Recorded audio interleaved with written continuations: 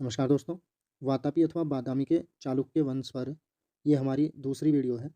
इस वीडियो में हम पुलकेशिन द्वितीय के विषय में पढ़ेंगे। उसके शासनकाल की उपलब्धियों को हम यहाँ पर जानेंगे। आइए शुरू करते हैं। पुलकेशिन द्वितीय का शासनकाल 609 से 642 ईस्वी तक रहा। पुलकेशिन द्वितीय ने अपने चाचा मंगलेश को मारकर राज सिंहासन पर अधिकार कर लिया और उसने स्वयं को श्री पृथ्वी वल्लभ सत्याश्रय की उपाधि से विभूषित किया। लेकिन जैसे उसने राज सिंहासन प्राप्त किया अपने चाचा मंगलेश को मारकर, इसके तुरंत बाद ही पुलकेशिन द्वितीय के सामंतों अपियिका और गोविंद ने, या फिर अपियिका की जगह राजदूत भी मिलता है, या तो अपियिका या राजदूत ने और गोविंद ने विद्रोह कर दिया। पुलकेशिन द्वितीय ने विद्रोही सामंत अपियिका अथवा राजदूत को पराजित कर दिया और गोविंद के समर्पण कर देने पर उसे क्षमा कर दिया। पुलकेशिन द्वितीय के दरबारी कवि रवि कीर्ति ने ऐहोल प्रशस्ति अभिलेख की रचना 634 ईस्वी में की। ऐहोल अभिलेख कन्नड़ लिपि का उपयोग करके संस्कृत भाषा में लिखित एक काव्य शिलालेख है। इस प्रशस्ति अभिलेख में पुलकेशिन द्वितीय की उपलब्धियों का विवरण हमें मिलता है। पुलकेशिन द्वितीय की विजय, जो कि ऐहोल प्रशस्ति अभिलेख में उल्लिखित है, इनमें एक है कदम्ब साम्राज्य पर पुलकेशिन द्वितीय की विजय। पुलकेशिन द्वितीय का सबसे पहले संघर्ष कदम्बों से हुआ। कीर्ति वर्मा के समय कदम्बों के राज्य पर चालुक्यों का अधिकार हो गया था।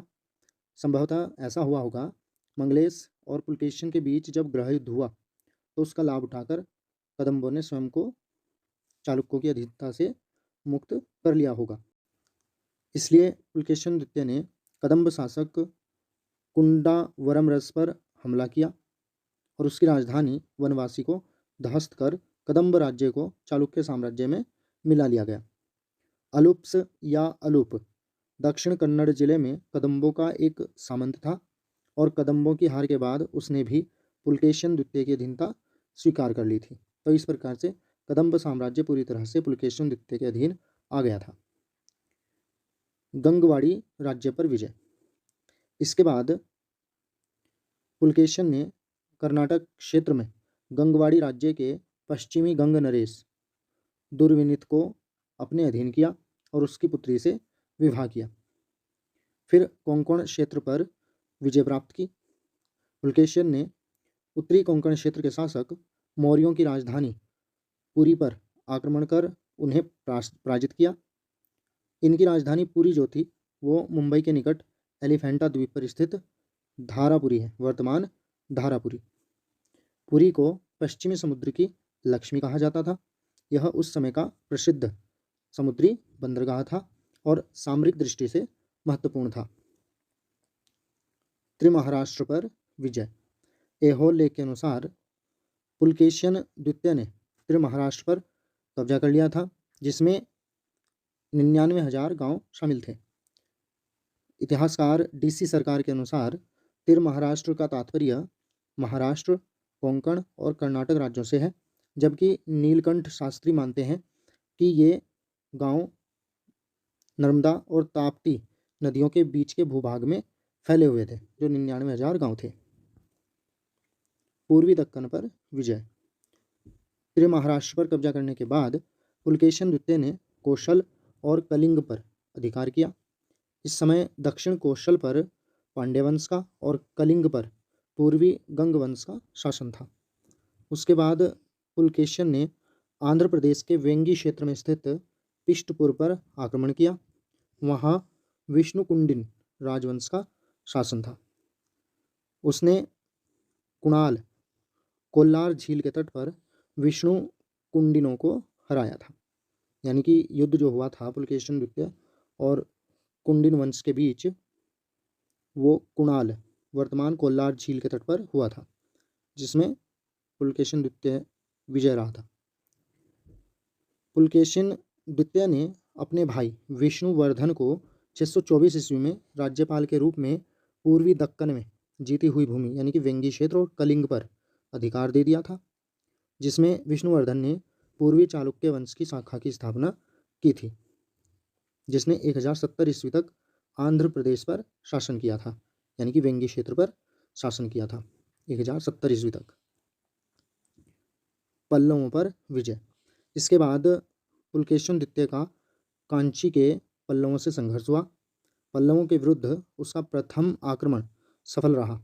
उसने 630 ईस्वी में पल्लव नरेश महेंद्र प्रथम को हराया तथा पल्लव राज्य के उत्तरी भाग पर अधिकार कर लिया, परंतु उसकी राजधानी पर ही कब्जा नहीं कर सका था। पल्लव राज्य का केवल उत्तरी भाग अपने अधिकार में इसने कर लिया था। चोल, चेर और पांड्य राजाओं पर विजय। पुलकेशिन द्वितीय चोल, चेर और पांड्य राजाओं से भी अपनी अधीनता स्वीकार कराने में सफल रहा था। लाट देश अर्थात दक्षिण गुजरात, मालवों और गुर्जरों पर विजय। पुलकेशिन द्वितीय ने लाट देश, जो कि दक्षिण गुजरात में था, मालव देश के राजाओं मालवों और गुर्जरों को अपने अधीन कर लिया था। इस प्रकार उसने उत्तर दिशा में अपनी शक्ति का विस्तार किया था।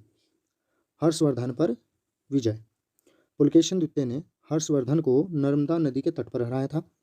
इस युद्ध के बाद पुलकेशिन द्वितीय ने परमेश्वर व दक्षिणापथेश्वर उपाधियां धारण की थी। हर्ष और पुलकेशिन द्वितीय के बीच युद्ध की तिथि के संबंध में कई मतभेद हैं। इस युद्ध की तिथि 618 ईस्वी या फिर 630 ईस्वी से 634 ईस्वी के बीच बताई जाती है। इसमें काफ़ी मतभेद अभी है, लेकिन जो भी फिलहाल नए दावे आए हैं वो 618 ईस्वी के आए हैं कि 617 या 618 के आसपास पुलकेशिन द्वितीय ने हर्षवर्धन को नर्मदा नदी के तट पर हराया था। पल्लव नरेश नरसिंह वर्मन प्रथम से युद्ध और पुलकेशी द्वितीय की वीरगति। 642 में पल्लव नरेश नरसिंह वर्मन प्रथम ने चालुक्य नरेश पुलकेशी द्वितीय को परिमल, मणिमंगलाई एवं शूरमार के युद्धों में परास्त किया और अंततः मार डाला। इस प्रकार नरसिंह वर्मन प्रथम ने बादामी पर अधिकार कर लिया और अगले 13 वर्षों तक बादामी जो था वो पल्लवों के नियंत्रण में रहा और जो चालुक्य थे उनका राज्य जो था वो बहुत कम रह गया था। अन्य जानकारी पुलकेशिन द्वितीय से संबंधित। पुलकेशिन द्वितीय के बचपन का नाम एराया था। पुलकेशिन द्वितीय ने अपनी राजधानी एहोल से बादामी स्थानांतरित की थी। ये जानकारी भी एहोल अभिलेख से प्राप्त होती है। ह्वेनसांग ने पुलकेशिन द्वितीय के समय चालुक्य राज्य की यात्रा की थी और जिनेंद्र का मेगुती मंदिर, जो कि कर्नाटक के बीजापुर जिले में है, पुलकेशिन द्वितीय ने ही बनवाया था। पुलकेशिन द्वितीय हिंदू होते हुए भी बौद्ध और जैन धर्म के प्रति सहिष्णु था। वो भेदभाव नहीं करता था, सभी धर्मों के अनुयायियों के साथ उसका समान व्यवहार रहता था। पुलकेशिन द्वितीय ने 625 ईस्वी में अपना एक दूत मंडल फारस अर्थात ईरान के शासक खुसरो द्वितीय के दरबार में भेजा था तथा खुसरो द्वितीय का एक दूत मंडल पुलकेशिन द्वितीय के दरबार में आया था। अजंता की गुफा संख्या 1 में एक भित्ति चित्र में फारस के दूत मंडल को पुलकेशिन द्वितीय के सम्मुख अपना परिचय पत्र प्रस्तुत करते हुए दिखाया गया है। तो ये कुछ जानकारी थी महत्वपूर्ण पुलकेशिन द्वितीय के शासनकाल से संबंधित। उम्मीद करता हूँ कि वीडियो पसंद आया होगा आपको। Thanks for watching. Please like and share the video and subscribe my channel.